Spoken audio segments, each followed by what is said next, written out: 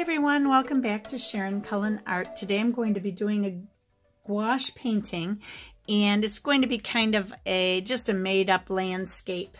I've been reading these books that are somewhat kind of fantasy and old-time related, so it kind of made me think of a scene in my head.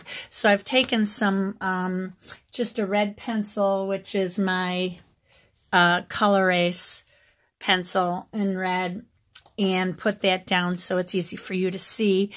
And I'm just going to go ahead from there and begin my landscape.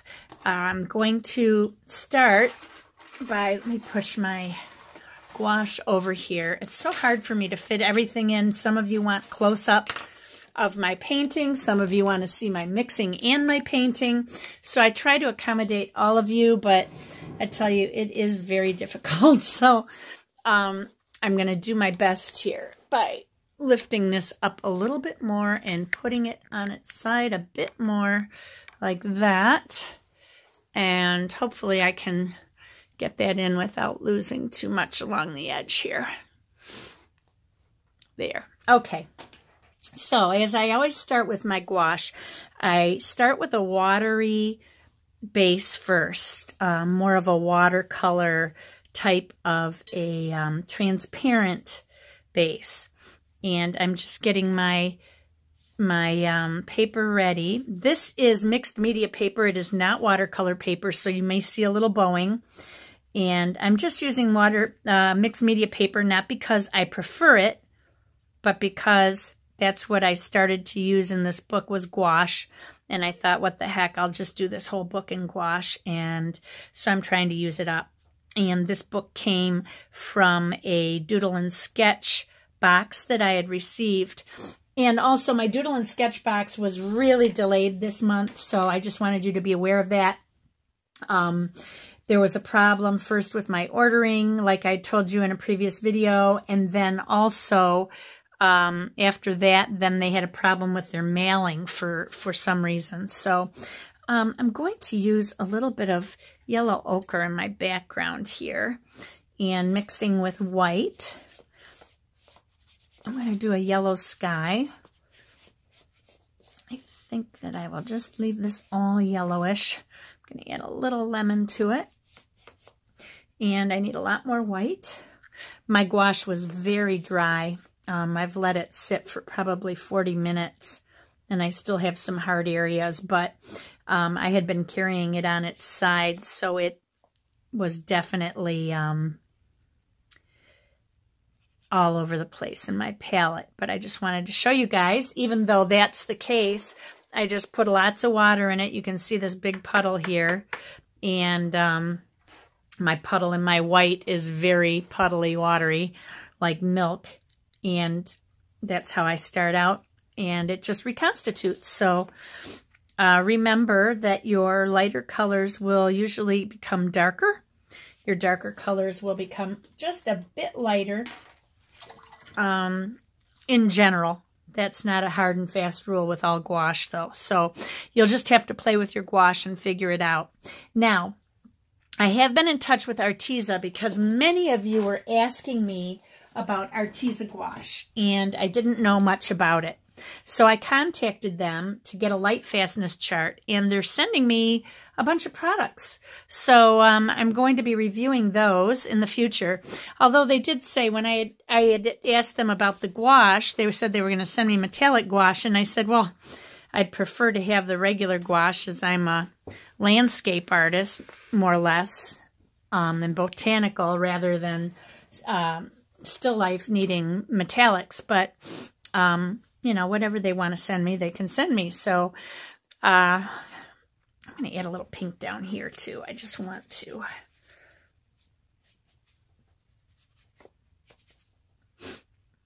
So we'll just see what I get, and we'll go from there. And I'm going to review it so that you all will have an idea, because I know there's many of you that have been asking me about it, messaging me about Arteza and wanting to know my opinion on it. And I really can't give a full opinion. All I can do is refer you to other people who use it. But most of the people who use it are crafters, not artists. So And mostly the reason for that is because it's inexpensive. And they're not going to invest a lot in paint as a crafter, where artists will invest a lot more money into their gouache. So, that being said, it's been difficult for me to give people good information. So, we'll just have to wait and see what I am sent. So, it comes from Europe. At least the people that have contacted me were in Europe. So, I'm going to go ahead here and start putting stone in. I think the squirrels are aggravating my poor little baby. They're busy because it got a little warmer today. It's up into the 20s, so all the animals are waking up again and they're foraging for food through the snow.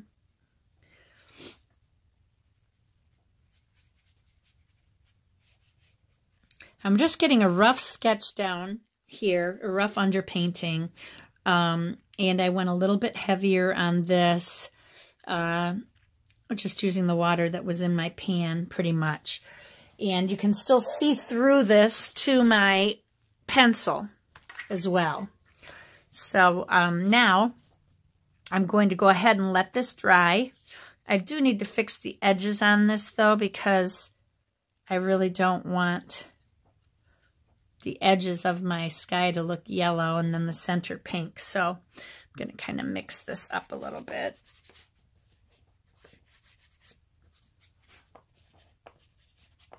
There. Okay, so let me get this dried, and then I will be back to move on. Okay, now this is dry, and I'm going to put my silver black velvet brush that I was using away. This is a number 8, and I'm going to go ahead and grab my cat's tongue, Princeton Heritage cat's tongue, which is a number 6. It's one of my favorite gouache brushes. This is a synthetic. Now that I'm going a little bit heavier into my gouache, I'm going to use a different brush here.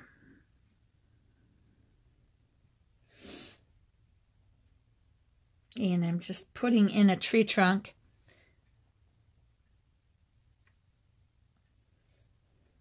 There's going to be a couple. This is a rocky surface, so I want roots coming out.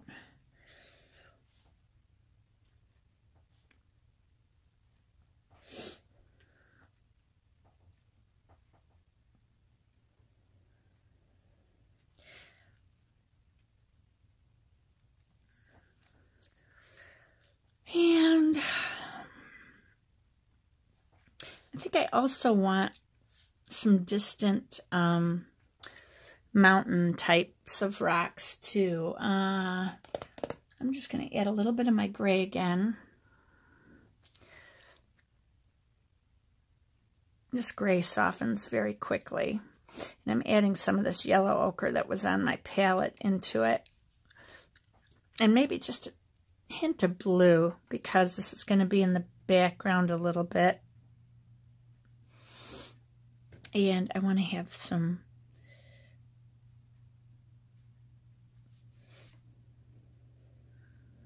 kind of stone.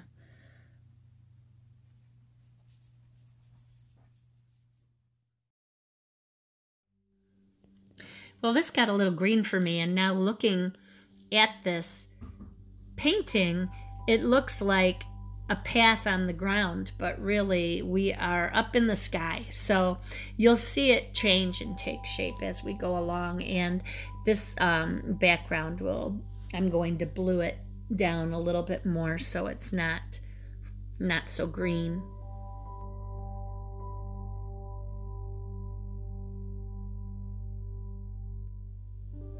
I'll continue to play with these colors along these rocky ledges until I'm happy with it. And I'll change it up a bit as I go along until I feel like it is right.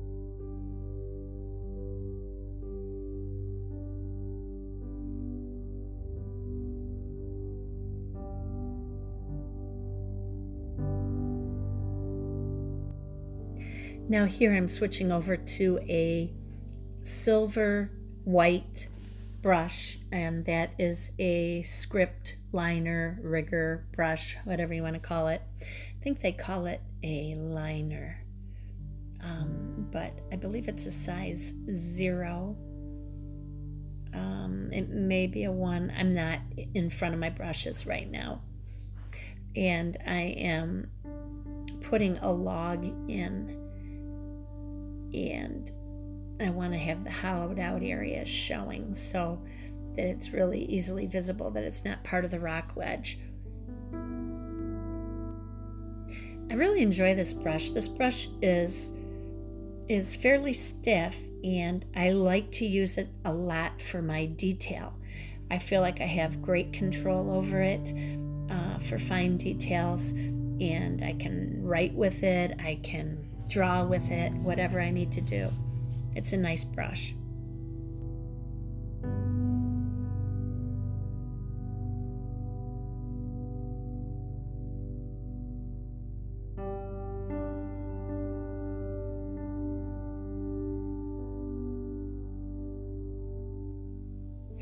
Here I've mixed some of my, I don't know if it's Viridian green or phthalo green, something like that, in with white in order to make these branches.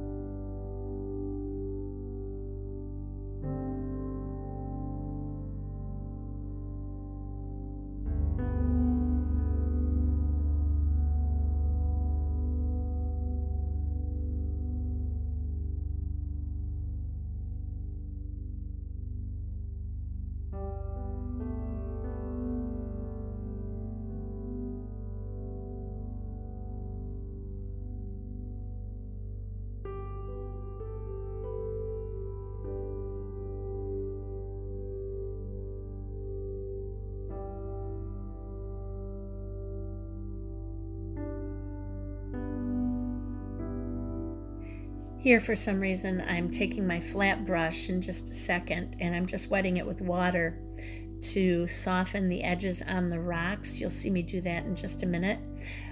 But I wish I would have left them the way they were. I think I end up going back at the end and putting a lot of the detail back in.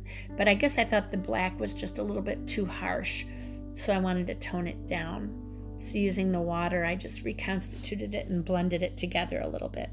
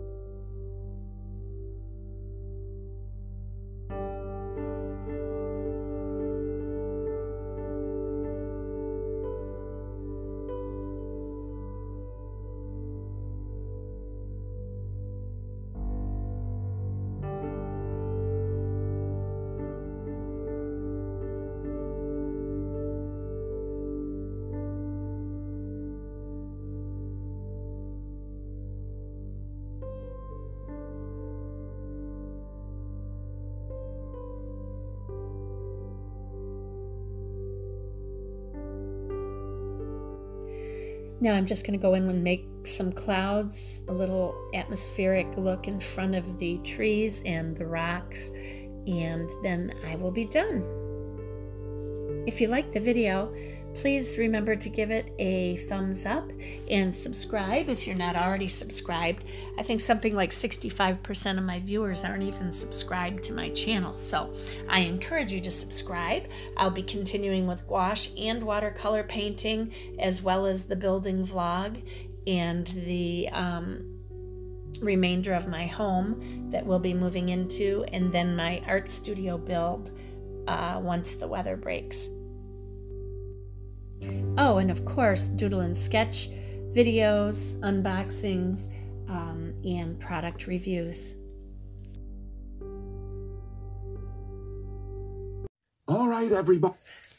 Okay, so I have gotten to this point, and I need to look at it. So I'm taking my tape off just to get a better view, because sometimes that helps me a little bit. I have not painted in 3 weeks, so I feel so out of my element. It's amazing how quickly you can lose skills. Well, I mean, they come right back, but it's just, it takes me a couple paintings to get back into things, you know what I mean? So that's why I chose something like this.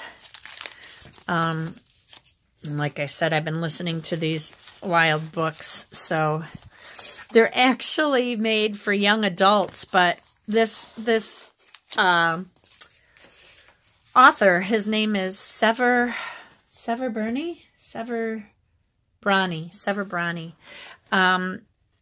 His books became, they're self-published, I believe, and they became best sellers like almost immediately. So he did very well for himself. He did one series, then started a second series. Well, I read the book in the second series first, and then wanted to do the second book in the series, but it wasn't out on Audible yet. And when I say I read, I mean I like to listen to books while I'm either laying in bed and can't sleep, or if I'm in pain. It's easier to concentrate on a story if I'm being told the story rather than reading it. Or when I'm painting, I like to do that too.